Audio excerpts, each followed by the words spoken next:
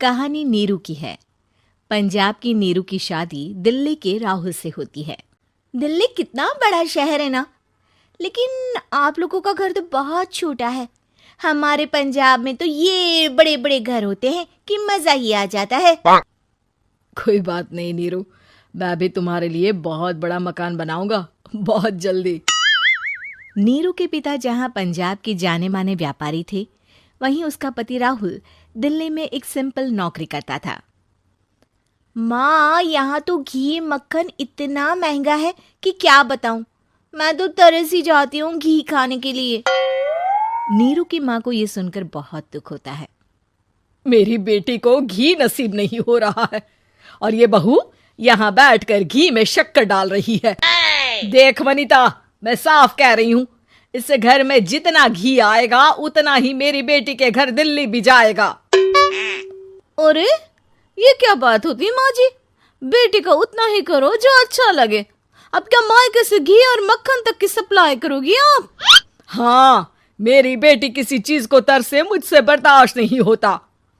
अब क्या था, नीरू के मायके में 2 किलो घी आता तो 2 किलो दिल्ली जाता नीरू के पास। एक दिन, माँ बड़ी गर्मी पड़ती है दिल्ली में। इस घर में तो एक ही एसी है और वो भी ड्राइंग रूम में। सारा परिवार एक ही कमरे में सोता है। हाँ बेटा, वो तो हर घर की कहानी है। यहाँ भी एक ही एसी है। अरे बिल इतना आता है कि क्या बोलूं। तभी वहां राकेश आ जाता है। माँ, थोड़ी देर में यहाँ कुछ प्लम्बर आएंगे मेरे कमरे में एसी लगाने। जरा ध्यान से लगवा देना ना माँ। ओए, ऐसे कैसे तेरे कमरे में एसी लगेगा? हाँ राकेश, एक बार बात तो कर लेता। अरे पापा, वो वनिता को गर्मी में नींद नहीं आती। ड्राइंग रूम में सबके साथ सोने में वो अनकंफर्टेबल है, इसलिए। अरे पूरे परिवार के साथ वहां तेरी बहन नीरू भी तो सोती है। वो नहीं हो रही क्या अनकंफर्टेबल? समझ रहा है ना? अगर एसी लगेगा तो एक दिल्ली में तेरी बहन के कमरे में भी लगेगा, तभी तू लगा सकेगा।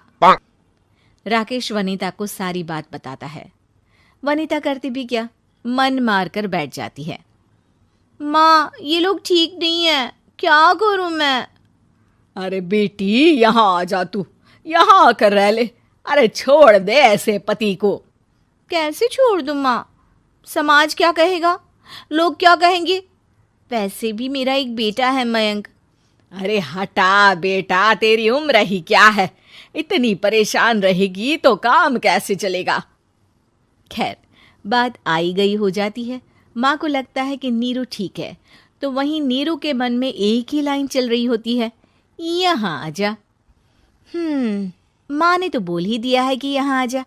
बस मयंक थोड़ा सा बड़ा हो जाए, इन गरीबों को छोड़कर मैं वापस माँ के पास ही चली जाऊंगी। वो इसी सोच में बाजार में चल रही थी कि मैम, आपका दुपट्टा जमीन को छू रहा है। नीरू जैसे ही उस लड़की की तरफ देखती है, देखती ही रह जाती है। हाय रे, कितना सुंदर लड़का है ये। अब क्या हुआ? मैंने कहा आपका दुपट्टा। तो खुद ही उठाकर दे दो ना। लड़का समझ जाता है कि नीरू उस पर फिदा हो चुकी है। वो उससे उसका नंबर लेकर चला जाता है। अब क्या था, नीरू और रोहित में लगातार बातें होने लगती है। मैं हरियाणा का रहने वाला हूँ, यहाँ एक बड़ी कंपनी का मैनेजर हूँ। अच्छा, और कितने बच्चे हैं तुम्हारे? बच्चे? अरे मेरी तो शादी भी नहीं हुई है। तुम बताओ, शादी करोगी? नीरू शर्मा जाती है। अब लेकिन मैं तो पहले से ही शादीशुदा हूँ। मुझे फर्क नहीं पड़ता, बस तुम शादी कर लो, भाग चलते हैं। बहुत पैसे वाला हूं मैं, हमेशा खुश रखूंगा तुम्हें। नीरू रोहित से मिलकर सारा प्लान बना लेती है और फिर एक दिन घर से भाग जाती है। दोनों शादी कर लेते हैं। शादी के बाद, क्या बात है नीरू, तुम्हें परेशान सा देखता हूँ, सब ठीक तो है ना? हाँ, सब ठीक है।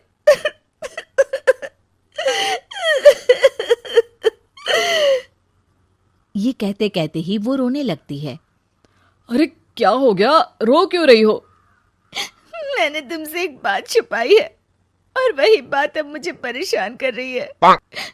रोहित, मेरा एक बेटा भी है, उसका नाम मयंक है। क्या बात कर रही हो? ये तुमने मुझे पहले क्यों नहीं बताया? देखो नीरू, मेरी माँ को मैंने ये नहीं बताया है कि तुम शादीशुदा हो।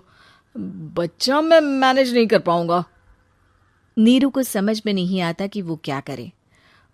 तुम उस बच्चे को अपनी माँ को क्यों नहीं दे देती? नीरू चुपके से माँ को फोन करती है। माँ, क्या मयंक को तुम रख सकती हो? बेटा, मैं राकेश के साथ बात करती हूँ। आखिर घर का बेटा वही है, जो वो बोलेगा। वैसे भी बेटा, तूने जो किया है ना, उसके बाद से पूरा घर तेरी बुराई कर रहा है। मैं भी अब किसी से तेरे लिए लड़ नहीं सकती। राकेश बेटा, नीरू ने तो जो किया बहुत ही बुरा किया, लेकिन मैं सोच रही थी कि क्यों ना मयंक को हम यहाँ ले आए। तभी वनीता बोल पड़ती है। वाह जी, ऐसे कैसे यहाँ ले आए? यहाँ क्या भंडारा भरा है?